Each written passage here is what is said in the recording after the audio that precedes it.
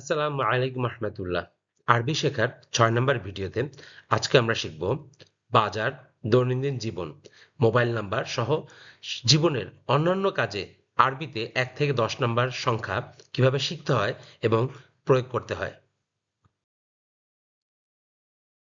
ওয়াহিদ অর্থ এক, ইসনান অর্থ দুই, সালাসাতুন অর্থ তিন, আরবাআয়াতুন অর্থ চার, খামসাতুন অর্থ পাঁচ, সিত্তাতুন অর্থ ছয়, সাবআতুন অর্থ সাত, সামানিয়াতুন অর্থ আট, তিসআতুন অর্থ নয়, আশারাতুন অর্থ ১০।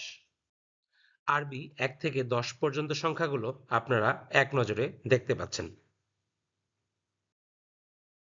এখন আমরা এই সংখ্যাগুলো দিয়ে কিভাবে বাস্তবে ব্যবহার করতে হয় তা শিখব।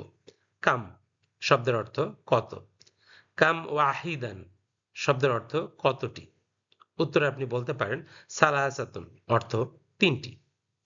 এবার আমরা আরো একটি বাস্তব কথোপকথন দেখব। বিক্রেতা জিজ্ঞেস করছেন কাম তুরিদু, কাম তুরিদু আপনি কতটি চান। উত্তরে রহিম বলল উরিদু খামসাতুন, উরিদু খামসা অথবা উরিদু খামসাতুন আমি ৫টি চাই। এবার দেখি আমরা সংখ্যাগুলো দেখে চিনতে পারি কিনা। পরের পর্বে আমরা শিখব সময় অর্থাৎ আজ, কাল এবং গতকাল এগুলো আরবিতে কিভাবে বলতে হয়। সবাই ভালো থাকুন। আসসালামু আলাইকুম রহমতুল্লাহ।